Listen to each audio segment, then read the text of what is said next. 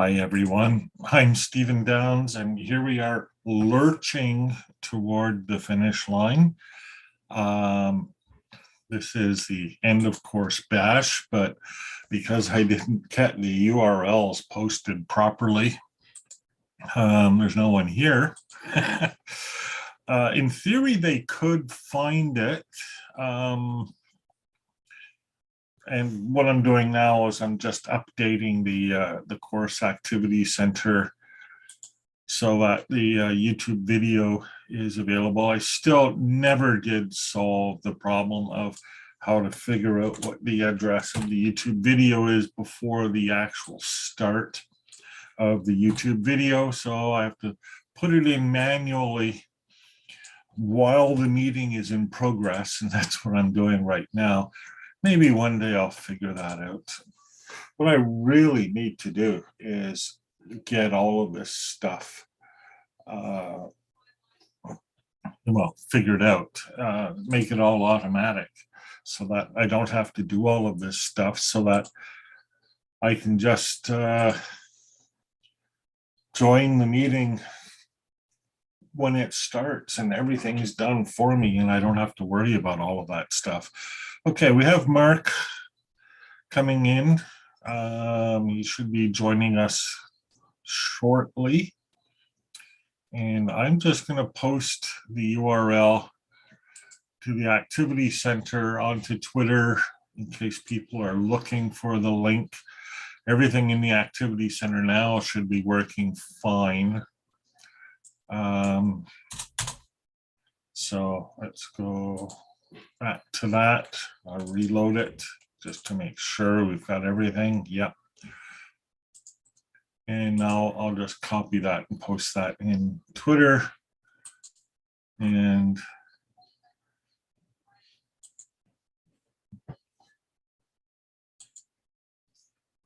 okay, yes, there is at least one. Thanks for mentioning OCAD-U. They are a leader on accessibility. Yes, they are. I wonder if people can hear me.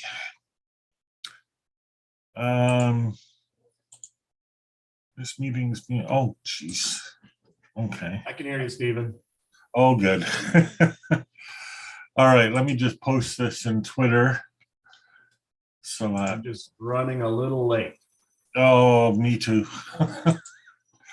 As I said at the start of this, I'm lurching toward the end here.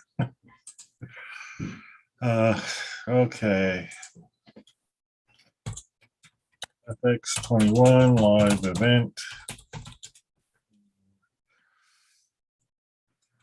To close out the course URL.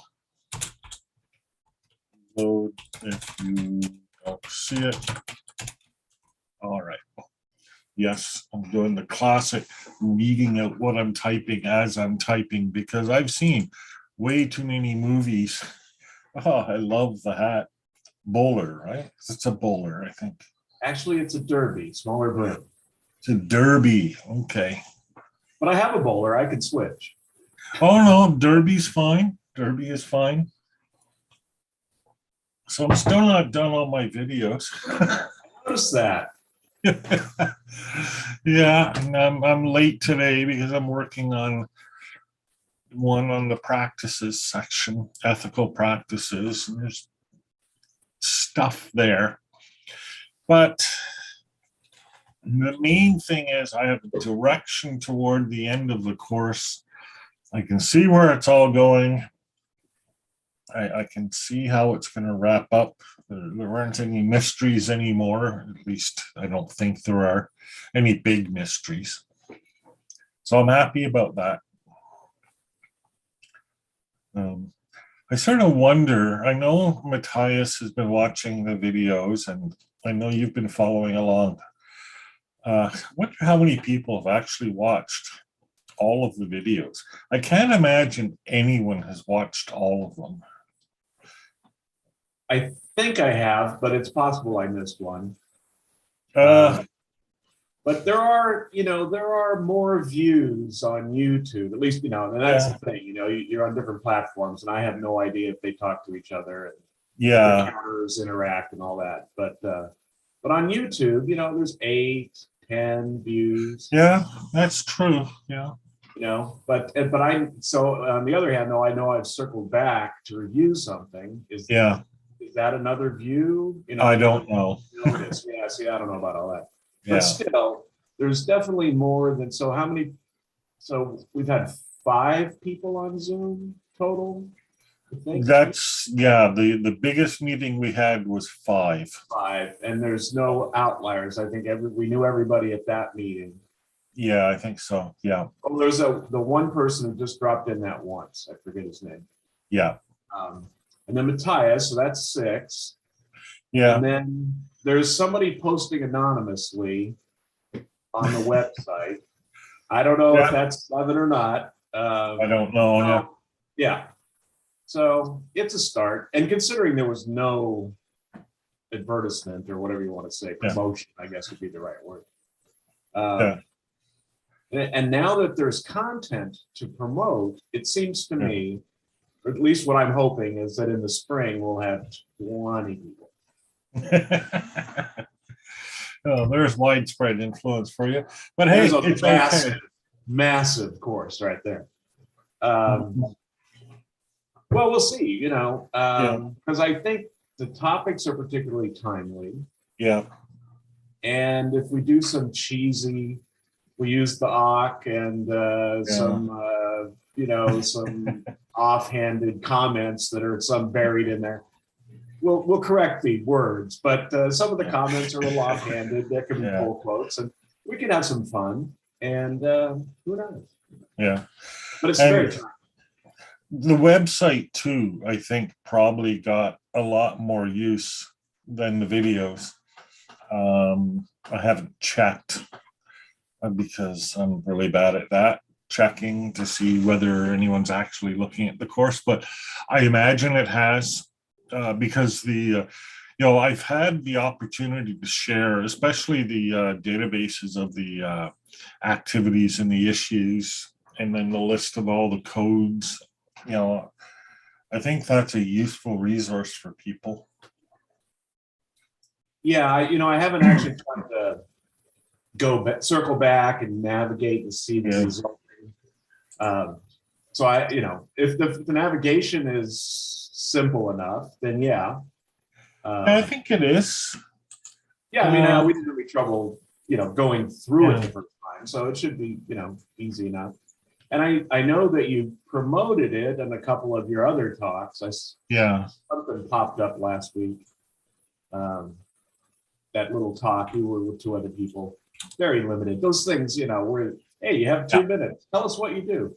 Yeah, exactly. But for promotional purposes, I guess they're good. I don't know.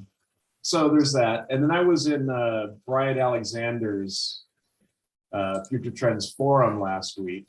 Yeah. Because an acquaintance of mine was the presenter.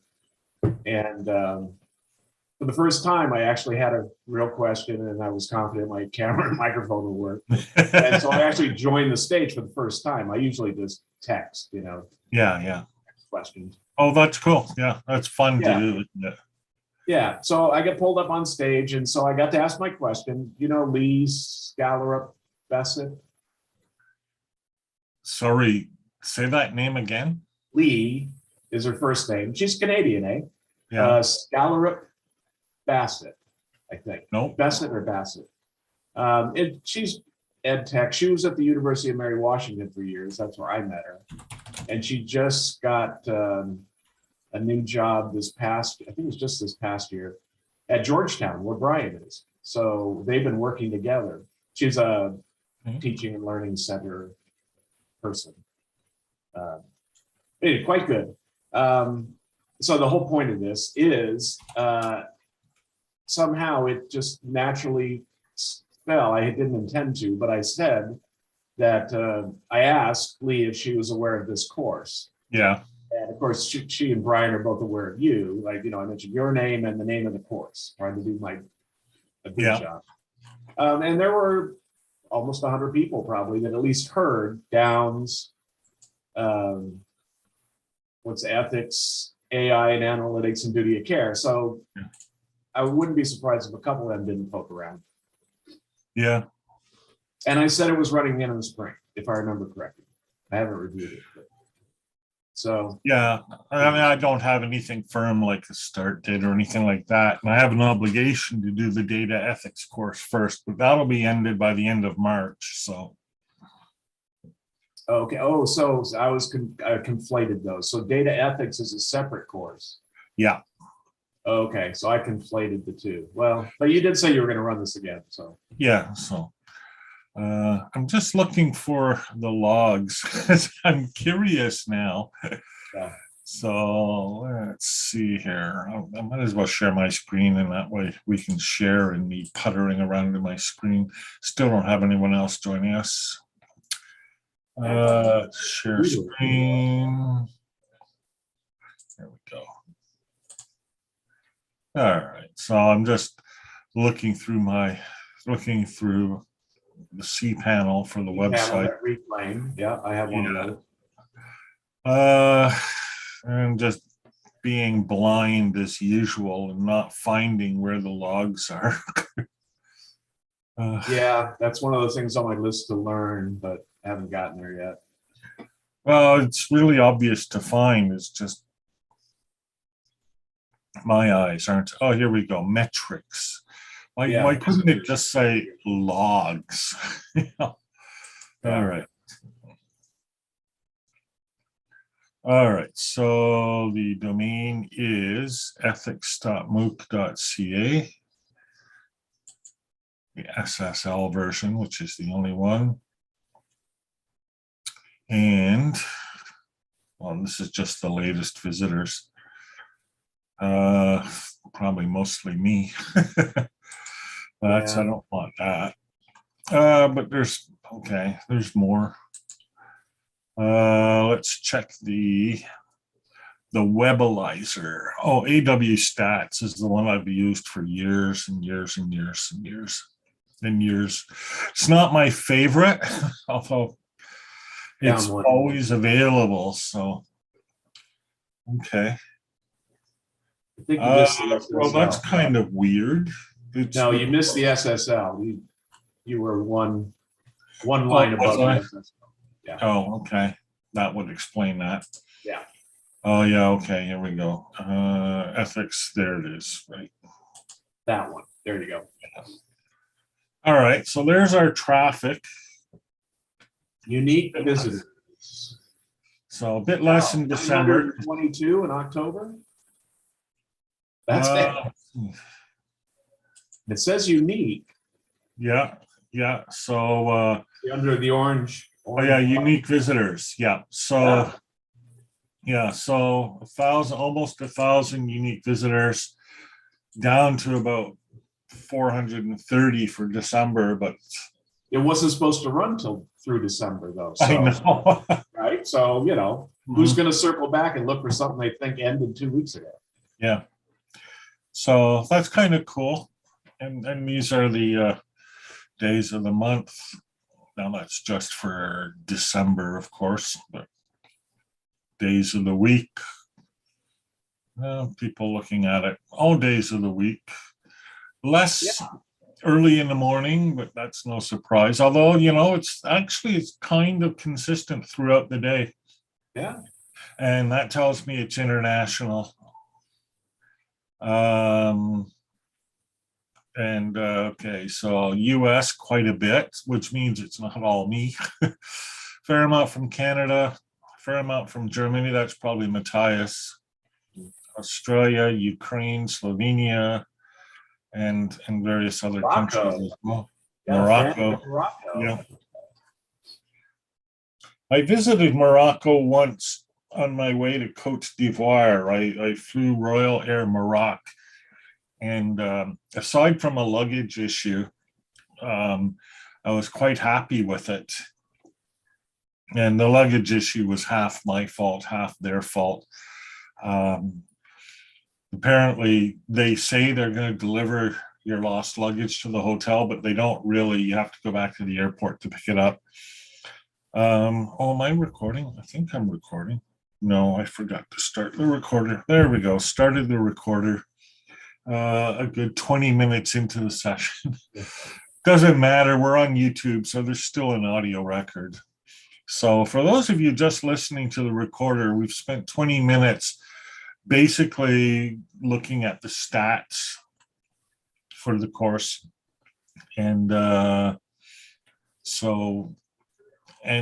unique visitors for October 922, for November 630, and December 434. So I think that's pretty decent. And then I don't know how many people received the newsletter but didn't click on the course. I don't know, because that wouldn't show up. Yeah, somewhere you have a count of the newsletter subscribers, right? Yeah, I went down to 119 just today, which is interesting. It started, the course started with 120, got up to a high of about 123, and then, like I say, just dropped to 119 today. This is the first day in the entire course it's been below 120. So And somebody's cleaning up their inbox, end of the year cleanup. Mm-hmm. Yeah. So see, that to me, that's bigger than I imagined. You know, from the live participation, I thought you were in the tens, but 120 newsletters and to over 2,000 visitors. I wouldn't have guessed that high. So that's good.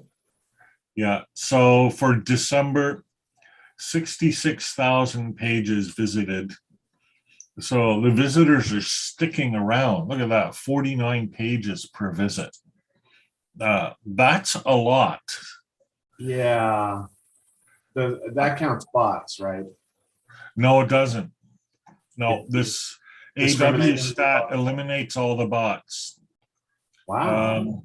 That's one of the reasons why I like it. See, here are all the bots that it's reporting. Right.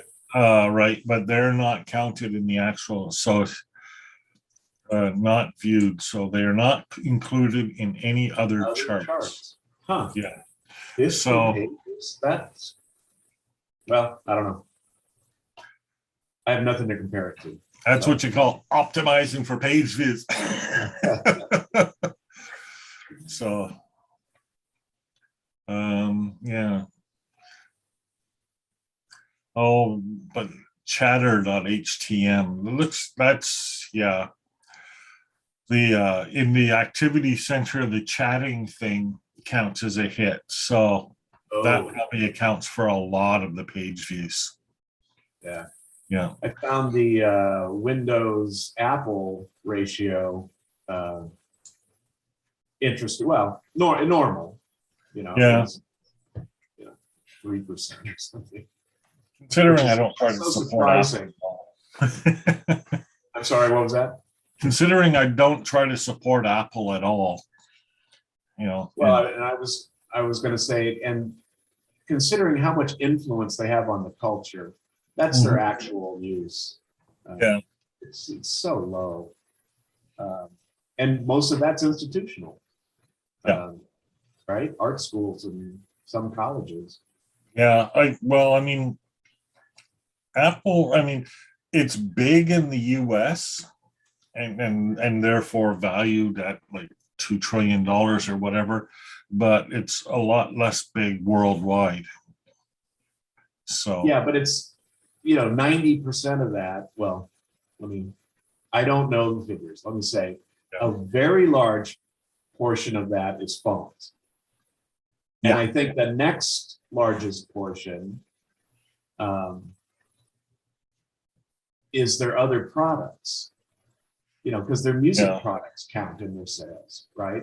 So all their, their music store and their music players, all that, their actual computers that people use, it's just not that much. I run in a pretty arty crowd, and I'm 10% maybe in my entire network, and that that's a pretty arty network. So I think it's like 3%.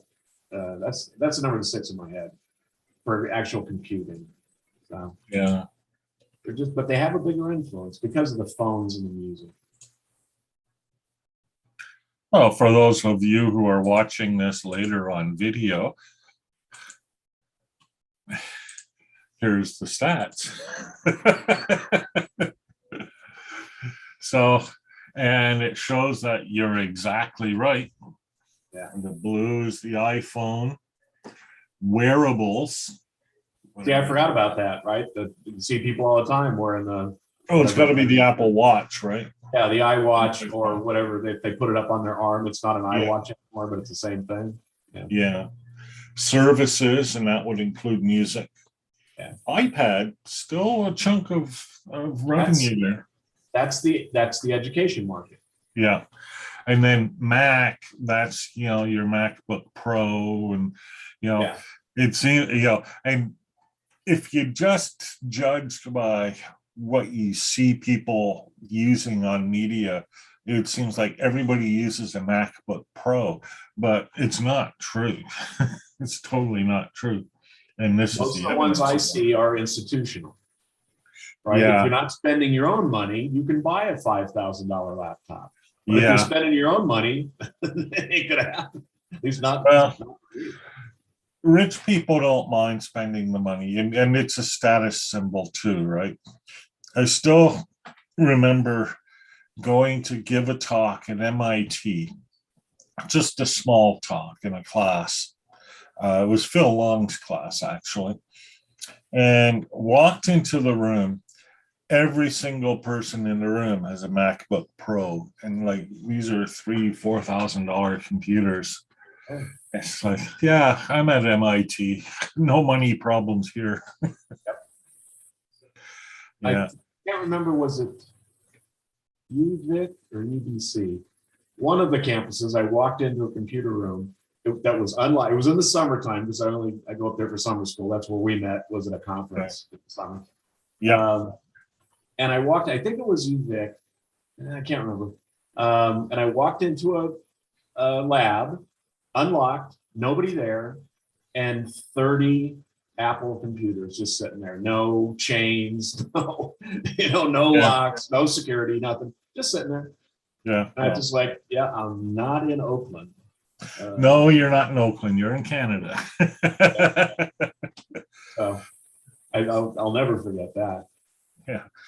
So, and I should say, I mean, the odds are good that they would walk eventually, and they probably shouldn't have just left them out. But I mean, Victoria is not a huge city, and I mean, if somebody walks away with 30 MacBooks, people are going to notice that. Yeah, I'm sure that there was some procedure being broken, but on the other hand, it was summertime, and and the good news is somebody unlocked the door that day. So I didn't make a complaint. Let me put it that way. Yeah. So all understandable. But on the other hand, I work with Joe Lambert from Digital Storytelling Center. No. Berkeley. Now it's been rebranded the Story Center. It's supposedly the originator of the digital story. Who knows? But sure. Berkeley originated the digital story. Whatever. He's got a good myth. He's got a good foundation myth that he tells, which is accurate. So who knows? But he has a place in Berkeley. Mm-hmm. In a neighborhood, not in the industrial area, not in the college area. A quiet area. And he's lost a lot. Apple was a sponsor, and he's lost a lot of laptops over the years. Yeah, it's funny. No, like I visited Berkeley once ages and ages ago, and I thought it was pretty cool. But I'm still happier living where I'm living. Yeah, Oakland is right next to Berkeley, and I've always lived in Oakland. Oh yeah. It's nice to be Berkeley adjacent, but Berkeley itself is just not that attractive of a place. So to me, but certainly, draws an international crowd. Oh yeah, absolutely. Yeah, I drove through Oakland once. Actually, I've driven through it a couple of times, but I've never actually spent any time there. Well, it is. It's a lot more dynamic than Berkeley. Berkeley Yeah, changes slowly, mostly driven by the university, obviously. right. Where Oakland's more dynamic, which is a good thing and a bad thing, because it was way down when I first started going up north in the late 70s and moved up there in the early 80s. Yeah, And it went down dramatically from then through the 90s. But now it's starting to look like BC, like Vancouver. It's really, yeah. undergone this tremendous building investment boom, Oh, okay. which has displaced the longtime residents. So it's yeah, of course, yeah. Well, the same thing happened in Vancouver. yeah. So now downtown Oakland is starting to look a lot like Berkeley. Yeah, Your breweries and your restaurants and all that. yeah, And that's, it's not all bad, it's not all good. So, but I decided to leave. It was out of control, and the market has gone crazy. So, yeah. The housing market. So that was the main reason I left. It was just the housing market. I mean, with Vancouver, it's such a desirable place to live. That's why the market's gone crazy there. I mean, the weather's decent-ish. Well, and depending on which way it goes, it could become ideal. Yeah. I can't tell you how surprised I was the first time I was in 100-degree Fahrenheit weather in Vancouver. And then it happened again, either the next summer or the summer after. Yeah. That just never occurred to me that was possible. And people were saying this is crazy. But, yeah, it's new for sure, because usually it's moderated by the sea, so it's not going to be so warm. Interior, nobody would be surprised by 100-degree weather, but on the coast, that's very unusual. Exactly. I mean, that never happens. Like Santa Monica, California, the whatever ultimate beach town of Los Angeles. Yeah. Never gets 100 there because you got the you have the ocean, or in this case cold sink of the ocean. But again, you drive 60 miles inland and you're approaching the edge of the desert, and it's 110. So it could be 60, maybe 70, 80 Palm Springs, that's 100 miles, and there it's 120. But even Los Angeles itself, sitting there kind of in the bowl there, can get pretty hot, as I understand it. It can, and yet the couple of years that I've been back, it's been amazingly mild. I don't know if that's a trend or just a couple of anomalous years, but this entire summer, the marine layer kept the temperature down. So we used to have, a marine layer comes in the morning, burns off in the afternoon, returns the next morning, kind of thing. Right. Yeah. Which is classic San Francisco Bay Area weather. Yeah. But we used to call it the June gloom. It used to happen for 2 weeks. Oh, I've heard of that. Yeah. This year it happened for 6 months. I don't remember that ever happening. So. Yeah. Anyway. Well, I'm hoping that that we can work together on the next presentation of this class. As absolutely. I mean, you're qualified now. And try to make the navigation as simple as possible. And just try to clean things up for the next iteration, and then you'll actually know when it will end. Chop it up into bite-sized pieces.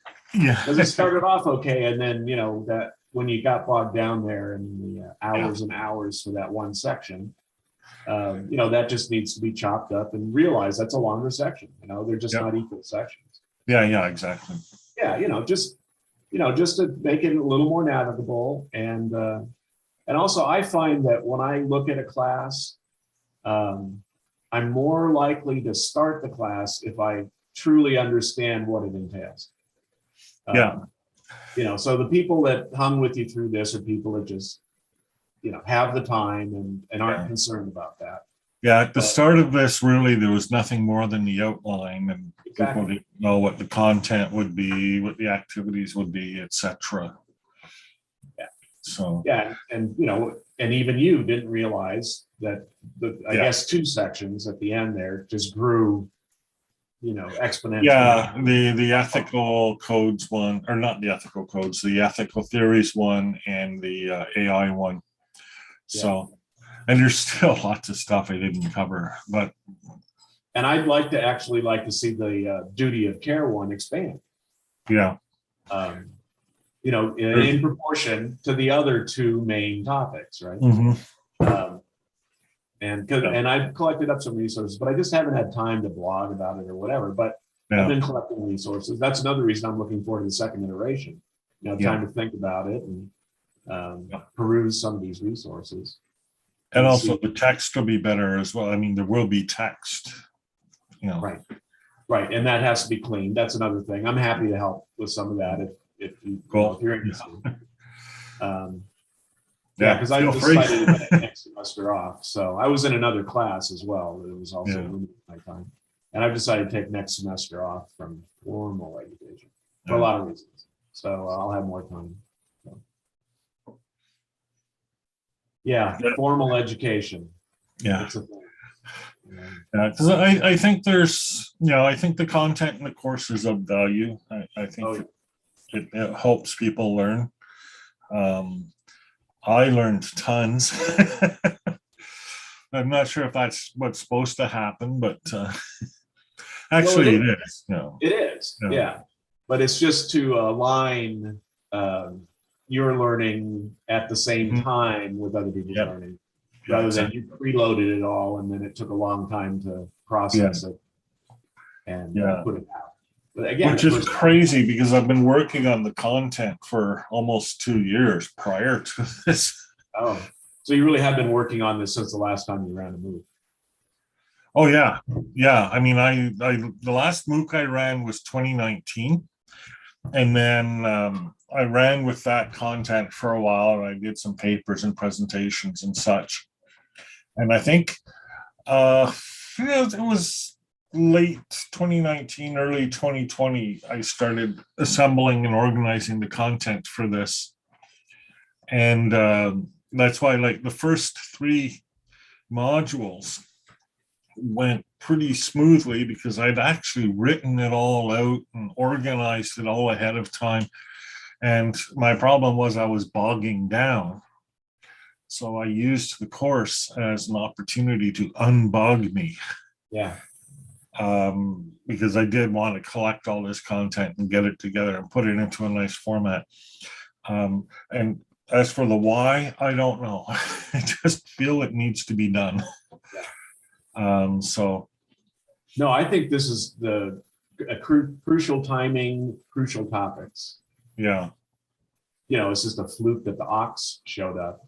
But yeah, the duty of care has been building mhm, around the edges. yeah. And if this is a way to drive it more into, the center of, especially Well, this, yeah, but yeah, just into I hate the word pedagogy, but whatever you want to call it. yeah. Andragogy, Hodagogy, Pedagogy is my term. Goji. Yeah, Yeah. But again, that's specialized, right? That's not a general term. So, no, it will never yeah, become a general term. yeah. But anyway, one of the Gojis or all the Gojis. Yeah, all the Teaching Gojis. and learning. We just call Yeah. it teaching and learning. I think that's the best thing Yeah, because it implies, I mean, you learned more than you taught. yeah, Uh, so the teaching and learning are definitely connected. yeah, I agree with you on that. yeah, Like these teaching and learning centers, I like that approach because they're yeah, open to the students, they're open to the staff, and they're open to the faculty. And I yeah. guess admins can come into it. Everybody teaches, everybody learns. We all have fun together, and we move the state of knowledge forward a little bit. Exactly. It's a learning community. Yeah, Yeah. Yeah. So I agree with you there. So I'll try to remember that in all promotional work. Teaching and learning. That's what we're doing.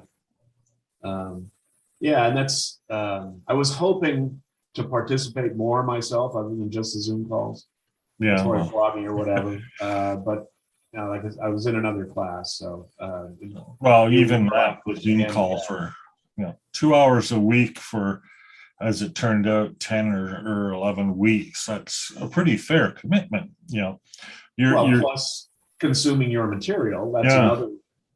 It started exactly. off to be a couple hours a week, and then there It got grew. up to 8 or 10 hours one week. I was just like, oh. Every time I read one of Matthias's posts where he summarizes how many videos he watched and how many hours it was, it's like, he's on this death march. Like, what started off as a nice hike through the territory. Yeah, exactly. Death march. Yeah. Took a turn at Bantan, and I haven't heard from him since. Yeah. Well, he did one. He did a post on Saturday. So on the Try to read him. Oh, that was the other thing. And weeks ago I was going to mention. For some reason, my first post showed up in the feed reader, and my second post did. And that, which is really weird. Yeah, and yeah, I had issues with. Well, I had a lot of different kind of strange issues too. So, and a big part of that is just. It's difficult to make some of this stuff work in the current Reclaim environment. Nothing against Reclaim, yeah. But it's not accepting all of the Perl modules anymore, and that makes it a bit tricky. So for the next iteration of the course, it's actually going to be taught out of a cloud environment. I'll use Reclaim Cloud. I mean, I'll still use Reclaim because they're terrific and they're cheap. Yeah. And they'll give me all the bandwidth I need, but I'll put it in the cloud, and that way I can set it up so that I know everything's working. And especially like throughout the entire course, my page updates never worked. Yeah, I knew that was an ongoing problem. And I never solved it because I couldn't figure out why they weren't working. But I know that they work just fine in the containerized environment. So interesting. So it's something running through Reclaim, something's getting dropped. Yeah, it's just something that changed. And it might be just conflicting Perl versions. I don't know. I don't know what it is. But they're dropping support in their ordinary cPanel environments for all of these advanced applications. And they haven't said specifically, but I'm pretty sure they include Grasshopper in that. And I don't blame them. I mean, it's there's no reason to do that anymore. To support all of them in a single common environment. It's just way too much overhead for them. So what I'll do probably is just use the plain Reclaim environment for file sharing, just store files there, because it's silly to store big files in the cloud. Why would I do that? But I'll actually run the software in one or more containers in the cloud, and that way it'll be more stable, more robust. What I wanted to do, still kind of want to do, is use the basic setup that OER University uses. That's I have Greg Lake on the mind, but that's not who it is. Greg Lake is a player for Emerson, Lake and Palmer. Yeah.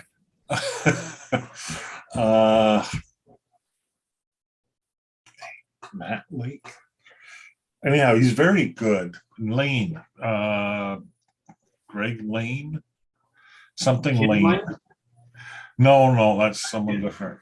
Yeah. Lane, Lane. He works with OERU, and he's been developing all the technical support and help. And I was trying to set up a multi-user WordPress install just to see if I could do it using his instructions. And I bogged down, and we went back and forth a bit.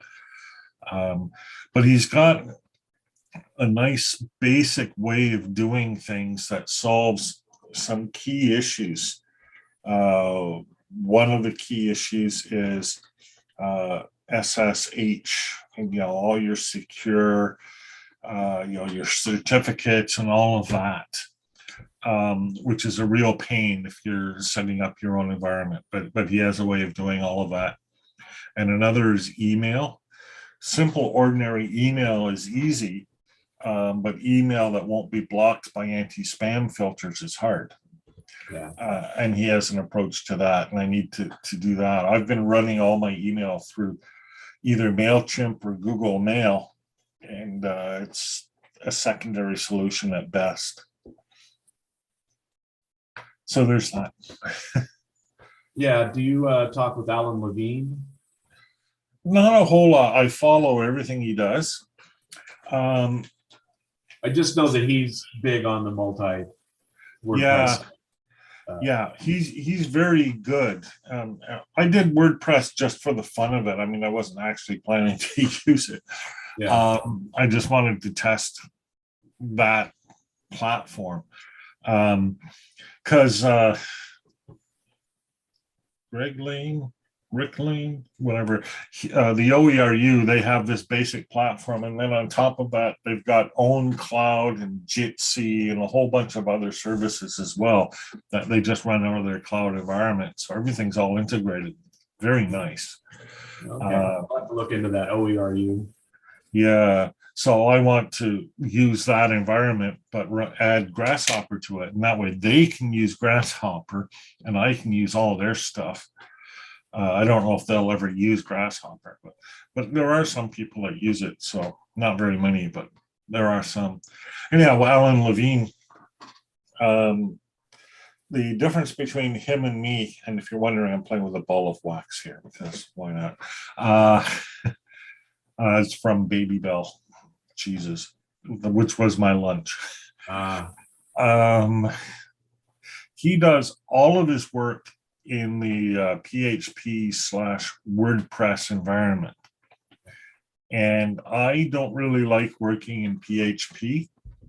And while I respect WordPress a lot, I don't really do a whole lot of work for WordPress. And so there isn't as much of an overlap between his work and my work as it would be useful to have. And it's just, choice of platforms. That's the way it goes. Yeah. Well, he's working with institutions, so he's working with institutions.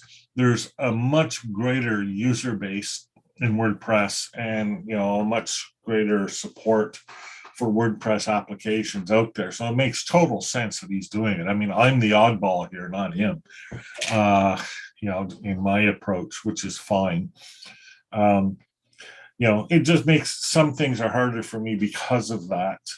Like some of the recent work he's done has been with something called H5P, which basically adds all kinds of interactive elements to, well, in this case, WordPress pages, like forms, drop downs, fill in the blanks, a whole bunch of stuff like that. I'd love to be able to use it. It's all done in HTML and JavaScript. It's just, I need to figure out how to integrate it with Grasshopper because it's built as a plugin for WordPress. There's a kind of an integration thing, but there isn't one for anything like what I'm doing. Yeah. But I'll do that eventually. My problem. That's another issue. I could never install Grasshopper. I guess that was back in 2019 when I tried. Yeah. And then I saw that Reclaim was supporting it. So that was another task I planned on doing with the first year. Is trying to get it up and running. But maybe what I really need to do is get it in a container and Reclaim.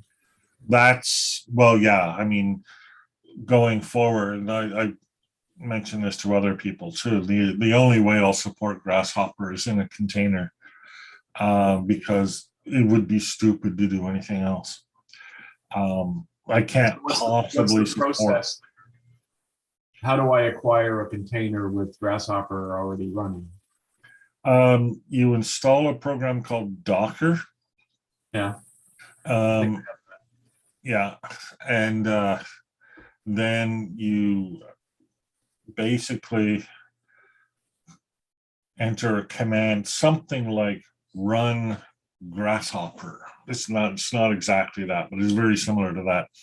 And Okay. Docker will download and set up the Grasshopper container, and then pop up a web page for you. And then you fill in some blanks in the form and Grasshopper starts. Okay. That's what I need. Yeah. So I've been working on that, and it's not 100% perfect, but it works pretty well. So And it's in the Reclaim environment or anywhere? any cloud environment, that's the process. Okay. Well, I'll do it in Reclaim. So Yeah. So there's yeah, I sent Gerald a link with the instruction and video. I'll send that to you as well. Oh, And great. then you Yeah. can try it. Now, I'm not going to guarantee that it's working in its current state because I kind of stopped and focused on all these videos. Yeah. But it really shouldn't have done that because it stopped me from doing everything else. But just sometimes you got to do what you got to do. Yeah. Well, and like you said, you're going to be harvesting, I don't know, whatever term, over the next couple of years from this Oh burst yeah, of work. So yeah, it's almost done, yeah, by New Year's, I guess you'll be done. yeah.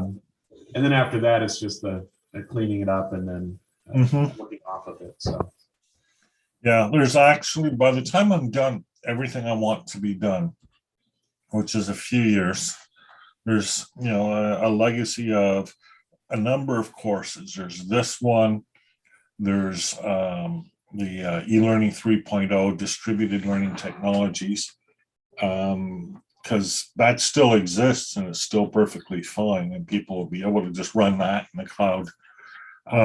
There's the data literacy course, a broader one I call critical literacies, which brings in all the work I've done in logical fallacies over the years.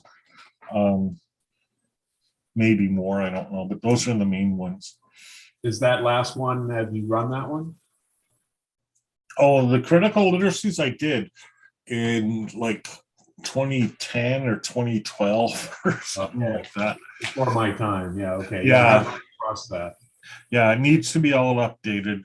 Oh yeah, connectivism. Duh. The connectivism course. I actually have all the videos done for the connectivism course, and I've just never released them. I did them for a course that was offered by a group called EMA, European Multiple MOOC Aggregator, based in Naples. And they offered the course off of their platform for a number of iterations, actually. It was never hugely popular, but I'm going to take those videos and put it all together in a Grasshopper environment, and where it will still not be hugely popular, but at least it'll be available consistently with my other courses. Well, as resources, those are important. And this, this past year and a half, whatever, has sort of shocked education, higher education. Yep. To, it's kind of at least woke them up, if nothing else. Yep. And, they're all, they've all turned around. All I see is a bunch of backs and they're ready to race back to the past. Yeah, that won't last. It's not going to work. Exactly. It's never going to work. Never so in 2 years or 3 years, these resources will become very valuable. I think. I think you were thinking of Dave Lane. Dave Lane. Yeah, that's it. Yeah. Yeah, that's who popped up. He's on Mastodon. Where I found that. Yeah. Because they have an instance of Mastodon running on that same framework as well, right? That they've got going. So, I could have a Mastodon instance for a course, and etc. What's the Discord? The last OER conference, the one in conjunction with Reclaim hosting, right? Was all run on Discord, and that was probably the better online experience that I've had. Was it? Yeah, it really was. But damn, they had to have a whole team of people. Yeah. I mean, it was complicated. Yeah. and most of the stuff was pre-recorded, because it was a multi-day thing. Yeah. But with Discord, you could do live chats, live audio chats, live video chats off to the side. Yeah, exactly. Right, all of that. And so there, it's getting to the point now, and I say this for all courses, and I think it's the same with your course in Grasshopper. I really think that a day needs to be spent introducing the platform. Yeah. I think that of all courses, and nobody does it because of resources. But I think that of all courses. Well, I spent a week in this course introducing Grasshopper. Of course, well, it was all done. You didn't have to. I thought it was a 0 week. You thought it was a -1 week. Yeah. That's right. I stand corrected. You did do that. Yeah. And that's what needs to happen, especially Discord. That's a very complicated platform. And I need to find a 15-year-old who can teach me how to use it. Yes. It's the gamers that use it. Yeah. They do. Yeah. Randomly I stumbled into a gaming convention. Yeah. Years ago, and was just blown away that these teenagers in Oakland, by the way, took over this computer lab and were just going nuts with this, multiple player stuff, and people standing behind them and cheering them on, and all. I was just like, what? and using Discord and playing with people all over the world live. And that tells you right there, just looking at that, how far behind education is. Oh, because education should be doing that. Yeah. I think that's my target market for the rest of my life is, and I'm not, I'm in no way advanced, but I did happen to spend a few years on this. Yeah. And that's my target market is educators. It's like, come on, look at these kids. Learn from them, if nothing else. I'd say kids loosely, your students, I should say. Because I'm still, I just finished a course, one of the best online courses I've ever taken from a regular institution. One of the more savvy online teachers, I have to say, what course was that? I know you've told me already, but intercultural communication. All right. Okay. Yeah. Using Brightspace D2L, right, which is not my favorite platform, but whatever. But it was a well-constructed course, but it still had glitches, of course it did. Run it. Of course it did, but she'd run it multiple times, so she was comfortable. But she had the, I make a video each week, you watch my video, you read the material, you post twice, you reply to 2 comments thing, that standard structure, which she knows sucks. I shouldn't put it that boldly, but imagine if I had done 1 video a week for this. Yeah, we'll be complaining about the new American president, whoever that would be, in 2024. Yeah. But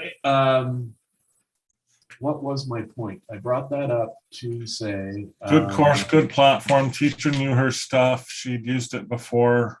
Oh, and we had that conversation about she needed a support person. And email is how I got their email. So she answered her emails on Wednesdays. Yeah. Nothing on the weekend. Absolutely nothing. Yeah. And then Mondays, I don't know. Mondays was our replies were due on Monday. Right. Mondays were administrative day, apparently. Tuesday was her create the video day. And Wednesday, she answered her email. From the previous week, if you had a problem on Thursday, homework was due Friday at midnight. Replies were due Monday at midnight. So if you had a problem on Thursday or Friday with your homework, you got your reply the following Wednesday after it was all closed. Wow. Basically. Yeah. Now, she did respond to emergency situations, but that was just the basic trend, right? And we had that discussion, and she was like, yeah, I know, but I didn't ask her how many classes, but I assume she's teaching 3 or 4 classes. Yep. And wasn't a graduate course, so she had no graduate assistants. Mm-hmm. So we had that discussion, which I have with every professor now. It's like, you know, you need someone for support. If nothing else, just so they can answer emails when students are actually working on the class. And I said, you look at the metrics, right? She goes, oh, yeah. And you know we're online late at night and on weekends, right? And she's like, yeah. And I'm like, right there is the support person that the students need. Yeah. So I have this discussion all the time, but it's all about the resources. They all just shrug. Yeah. And to have those resources adds a considerable cost, is Yes, the other side of it. But So, in my opinion, until they fire some administrators and move that money around and hire those tech support people, which are a lot cheaper than teachers, let's face it. Until they do that, distance learning is stuck in this crappy, well, let me say mediocre environment, and it can't proceed out of that. I mean, and I had this discussion with the teacher too. It's all anonymous, right? I haven't mentioned the. Okay, good. I haven't mentioned that. Which probably just as well. Yeah. Just as well. Well, because it's standard. I mean, they're not doing anything bad. They're just presenting standard things, and it's just, and they're a kind of an advanced institution. I don't want to say that they are, because this is going on the internet. But they come from radical roots. They are a progressive institution. There's no doubt about that. Yeah. And yet they're stuck in this format. And she and I had several conversations. She's well aware of the limitations. Yeah. Well, and that's why, one of the motivations for connectivism and the way we structured these courses was that people would be able to help each other, and not all the communications would have to go through the instructor. Right. It's hard if you don't have enough people in the course for that to happen, or if they're not interactive enough. I mean, I still think you need the tech support. I mean, that's not going to go away no matter what. But I think, the better supported the course is just for people chatting back and forth, the less pressure there is put on the instructor. And that allows you to actually be able to offer these things with a reasonable number of resources, at a reasonable cost. And that's a structural problem. Yeah. It's a structural problem, and it's the way these courses are designed creates those bottlenecks, right? Like she has to mark stuff and respond to stuff in person. I mean, that's a bottleneck. And if you have 100 people in your class and you're spending 4 minutes per person, it's 400 minutes, and 4 minutes per person isn't enough, but 400 minutes, it's like a lot. Yeah, that's a whole day. It's all day. Yeah. And it occurs to me now, I didn't ask her, because she did do written feedback. Concise, but obviously she read the materials, the assignments, obviously. So she wasn't just, it wasn't just attaboys and good job.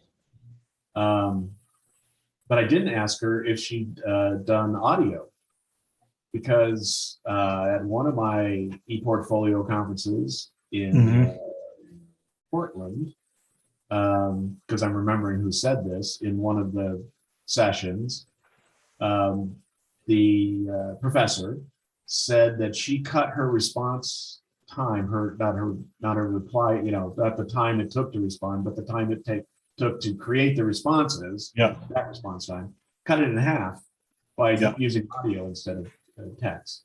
Absolutely. Yeah. And that stuck with me. Is like, that's shocking. That's like, okay, that should be in every professor's inbox at the start of every semester for the next 10 years. Just use audio, cut your time in half until they get it.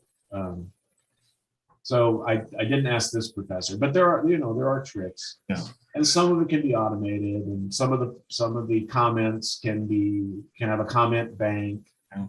So there's different ways to speed that up, but what I noticed in this course, in your course, what we didn't have was a wall, is what we call it in Google. Yeah. Or a coffee room or a breakout or whatever you want to call it.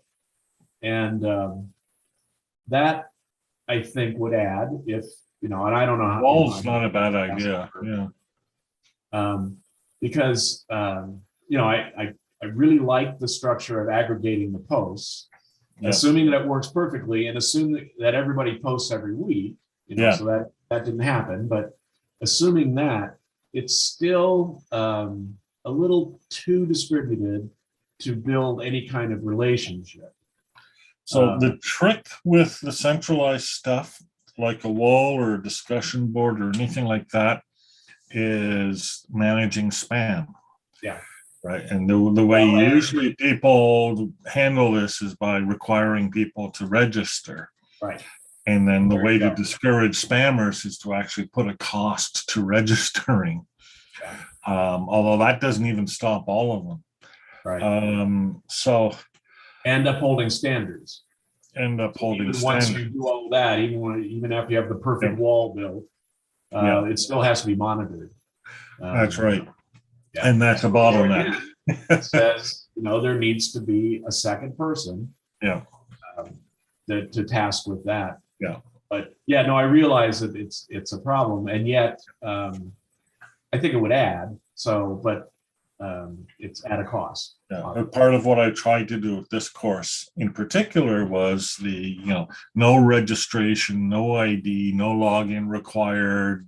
You just follow it any way you want. And, we just looked at the stats. I think it was clear that was to some degree successful. Yeah. Even if we didn't see them, they were there. Yeah. And see, that's the thing. So that's fine. So I will think about that. It's like, okay, so we're not going to have a centralized wall. Yeah. And, assume the best, that all the aggregation grows in a positive way and works better and everybody posts more. There still needs to be, and so that may be an instance of Discord that runs where you can drop in. Maybe something like that, again, because you can use Discord without registering. Right. You can use Discord anonymously. So maybe like an instance of Discord that then would be there. And there are bots built into Discord. So you could drop in and say, where's assignment 4? Where's, what's the schedule? Blah, blah, blah, So there could be another resource that way. So maybe I'll think about that. Yeah, something to think about for sure. Well, we'll look at rerunning this course then, I guess, starting in April. Oh, I look forward to it. April, May. I'll email you before that. Okay, yeah, definitely. Not this year. This year's pretty well. Yeah, exactly. But next year, and actually, like I mentioned this once before, I do have my education project is a separate project that I'll put together as short an email as I can. Let me just say that. Yeah. Although it's complicated, so I would like to get your opinion on that, and and it's evolving. Like this last semester, I'm like, it's not going to happen in an online. So anyway, I see we were over time. I didn't realize, that hour flew by. Yep, and I got to get going because I got something going this afternoon. So, all right. Well, take care, Stephen. It's been fun. Yeah, it has been. Have a good holiday. You as well. Stay safe out there in that weather. I will. It's nice. Bye for now. Bye.